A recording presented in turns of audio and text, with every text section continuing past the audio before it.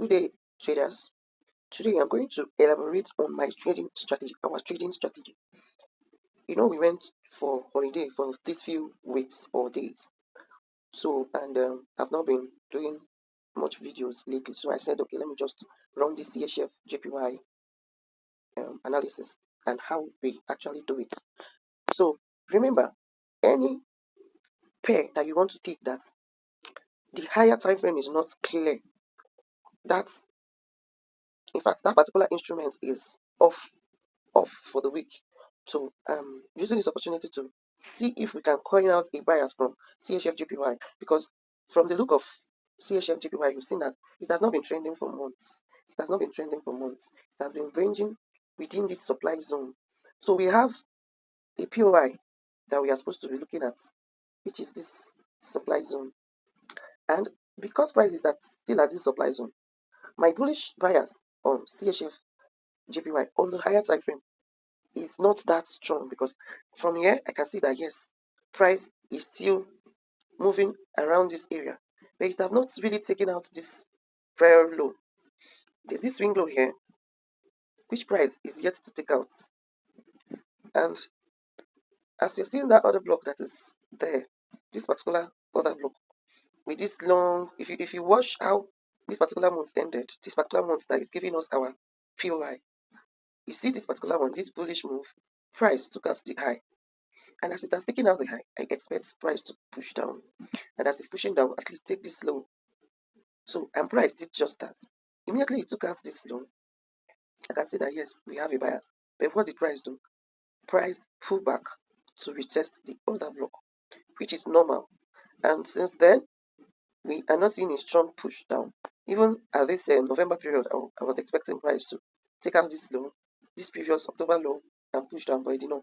By reaching December period, price took out the low, but it ended somewhere hanging in between the range of November. So January period, I was expecting either the high or the lows of December to be taken, but it was not. So it was hanging around within the range. That was why I did not look at this pair. So around February, this low was taken, and as it was taken, I was still expecting this swing lows to be taken, but it could not. So what did price do after this push down? Price took out the prior high, took out this high of February, then push down, stop somewhere. Then this for March, April. So sorry, this is March. This is April. Price took out this April high, and as it has taken out this April high, it went to take out last year, which is that December high that I was expecting to take out. So that was why if you cannot explain your monthly charts this way, that means you might get confused on what to expect. So as I've seen that this December high was taking, price pushed down, I'm still expecting more bearish move to take out this low, and we have another low here. We have another low here, and we have a bullish fair value gap by the right hand side here. So that was where here. So that's what I'm expecting price to do. Maybe tap into this fair value gap, then accumulate some little more before distributing towards the upside. Because from the look of CHF JPY, since it took out this high, this place and this place, let me use this. Although that's not the current zone. Once it took out this high. Since then, price has been bullish until this day. Price has been bullish. So in a bullish market, expecting a bearish move takes a lot of time, especially when it's on monthly. So why my bias and why I'm keeping quiet about this roll range on the monthly was because I need a low, a strong low, maybe this FVG. If price can be able to tap through here and push up, that's what I was expecting on the monthly perspective. So that's by the way, on the monthly. So you remember how we normally do it? We mark out the ranges. Remember the previous highs and lows are the same thing with liquidities. That is it's part of ICT bias. For you to know the highs and lows, you need to have a range. And when you keep doing it, you see that it's quite simple.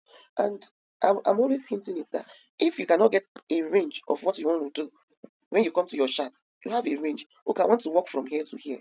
So now the previous highs and lows of monthly and weekly, It's giving me a strong support and resistance level for me to hold hand on and okay, this is the range I'm going to work on, either monthly for a long time, weekly for a long time, or daily for a swing trade or maybe a short trade.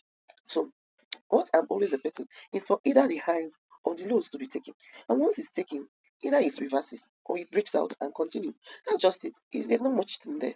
There's not much thing there. And when we come to this weekly time frame, you can see that price is already sitting at a weekly fair value gap, giving us a hint, giving us another different bias from the monthly time frame. That's why you have to write everything down.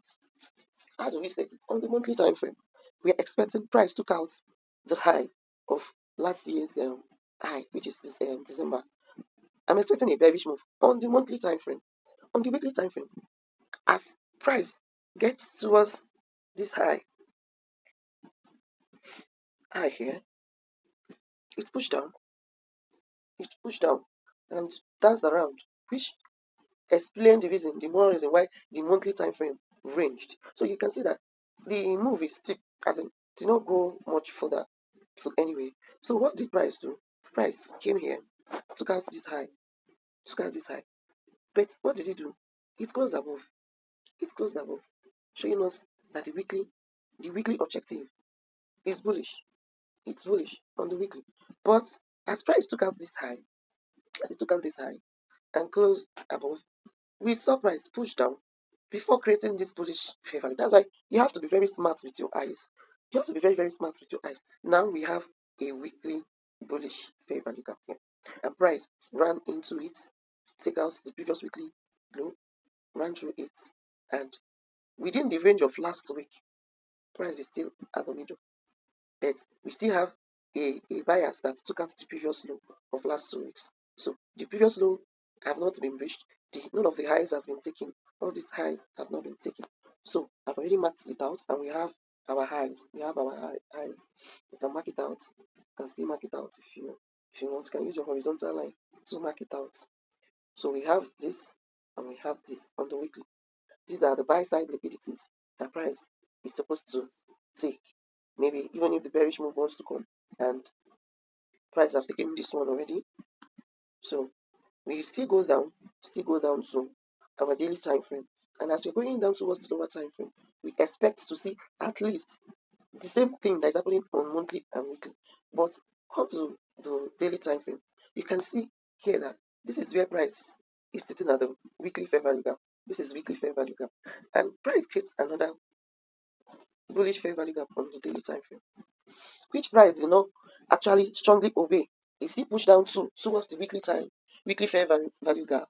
Still running around the after creating this bullish fair value gap, price bounced around, ranged a bit, and still went for the weekly fair value gap, which is still sitting at. So which range are we still working on? We know that month is about ending. So we still have a range on the daily. We have this range that we want to work in as intraday traders. So we have this our highs and lows inside this weekly fair value gap. So what in our strategy, what we are expecting is for this high or this low, the previous high or low to be taken. But you can see that throughout the markets, markets have not taken any high. Today is Tuesday. But on Friday, markets run through the high, or yesterday, markets run through the high of Friday and push down. Following this, we are still inside the weekly fair value gap, and we have this other block here. And since we have, sorry, that's not what I want to highlight. So we have this. So since we have this other block and it's a bullish other block, I still expect price to run higher because the daily time frame is still, the weekly time frame is still giving me a bullish scenario outside the monthly time frame. So as intraday trader and swing trader, what I will do is for me to wait for a low to be taken, maybe give us a candlestick signal, or a high is taken and the bearish move will continue until it's clear. I do nothing on the pair until it's clear. It needs to be clear. Your entry needs to be clear so that if you're placing your stop loss, assuming maybe you buy here and your target is here and here, your stop loss will be here. You get, and there's something on this 1 hour that I saw. There's a failed bearish fair value gap. Like price created this very fair value gap, ran through it, pushed down, pushed up, and it did not hold. So that's number one bias. And we have another of it here. Price gave us this bullish scenario, which have this breaker block here. Price ran through here, and I'm still expecting price to push higher. So it's either price drop down low, take out a clear previously low, then close back inside for me to know that yes, the bullish confirmation from the weekly time frame is valid. So I'm still waiting. We will still wait for price to do what it ought to do. So it's either it takes out this low, if it gives us a pin bar, a reversal candle, we can now join the buy trend. And that is why I say that trading is all about patience. Trading is all about patience. You need to be patient. You need to be patient. Stick to that one thing. Since you're waiting for either highs or lows to be taken, you wait for a retest. If it's not a reversal move, you wait for a retest. If it's a reversal move, you look for a opposite direction fair value gap. Take your entry and ride with the trend. And your stop loss will be maybe the previous highs of the swing highs or swing lows, then previous low, swing low, that's where you place your stop loss and your take profit. And it's quite simple. And when you enter a trade with the same pattern, all your charts will start looking the same. So that's by the way. So please, if there's any question you can ask, please, if you get the video, you can still share to others to learn. Then they can ask questions too. You're free to ask questions anytime, any day. Thanks, bye.